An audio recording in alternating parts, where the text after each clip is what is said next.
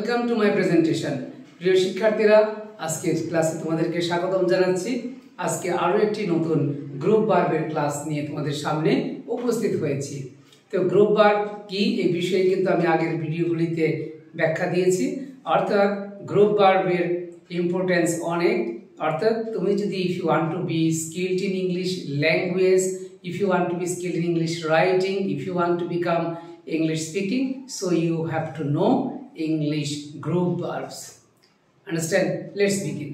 তো প্রথমে তোমাদেরকে পরিচয় করে দিচ্ছি গ্রুপ ভার্ব। অর্থাৎ গ্রুপ ভার্বগুলোকে এখানে আজকে আলোচনা করব গিভ নিয়ে। অর্থাৎ গিভ এর অর্থ আমরা জানি কি দেওয়া, সাধারণত দেওয়া। আমি একজনকে কোনো জিনিস দিবে, সে রিসিভ করবে, এটাই হলো কি গিভ। তো এখানে give away অর্থাৎ বিতরণ করা। the chairman gave away the prizes to the winning team।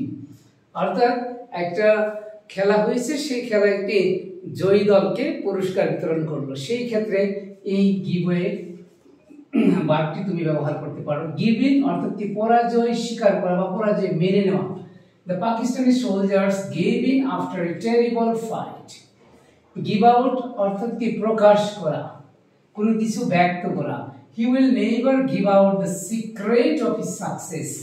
অর্থাৎ কিছু ব্যক্তি আছে যারা সফল হয়, বাট তাদের সফলতার মন্ত্র বা সফলতার যে সূত্র সেটা আর কি প্রকাশ করে না, ওই ক্ষেত্রে হবে কি প্রকাশ করা। give over অর্থাৎ কি বন্ধ হওয়া। the rain will soon give over অর্থাৎ বৃষ্টি শীঘ্রই কি হয়ে যাবে, বন্ধ হয়ে যাবে। give up পরিত্যাগ করা বা কোনো কিছু জিনিস ছেড়ে দেওয়া। যেমন they are trying to give up their bad habits অর্থাৎ তারা তাদের যে খারাপ যে অভ্যাসগুলি আছে সেগুলিকে ছাড়ার চেষ্টা করবে। তারপরে আরেকটি অর্থাৎ কি গ্রুপ ভার্ব নিয়ে কথা বলবো, সেটি হলো মেইন ভার্ব হলো গ্রো। গ্রো অর্থ আমরা জানি কি বৃদ্ধি হওয়া বা জন্মানো। এই ক্ষেত্রে গ্রো অ্যাপার্ট অর্থাৎ পৃথক হওয়া। My friend and I grew apart after he had changed the school। অর্থাৎ সে বলছে যে আমি এবং আমার যে বন্ধুটা সে তার মধ্যে কি পৃথক হয়ে গেছে, দুজনের স্কুল দুই জায়গাতে হয়ে যাওয়ার কারণে, বাট একসাথে তারা বেড়ে উঠেছিল। গ্রো ব্যাক পুনরায় বৃদ্ধিপ্রাপ্ত হওয়া। My rose grew back this summer। তারপরে গ্রো আউট অফ কোনো কিছুর মাপে বড় হওয়া। অর্থাৎ আমরা যদি সাধারণত জামা কাপড় অথবা কি জুতা এগুলো যদি কিনতে গেলে এই ধরনের একটা ফেসে পড়ে বা এই ধরনের একটা প্রবলেম ফেস করি আর কি, সেটা যে Amina needs a pair of shoes because she has grown out of her old shoes. অর্থাৎ কি সে যে আগে জুতোটা ব্যবহার করতো তার থেকে একটু বড় মাপের আর কি, সে ওই জুতাটা তার প্রয়োজন, এক জোড়া জুতা। তারপরে হলো কি গ্রো আপ প্রাপ্ত বয়স্ক হওয়া। When Rana grows up, he wants to be a firefighter। অর্থাৎ রানা যখন বড় হবে, প্রাপ্তবয়স্ক হবে, অ্যাডাল্ট হবে, তখন তার স্বপ্ন হলো কি সে একজন অগ্নি নির্বাপন কর্মী হবে।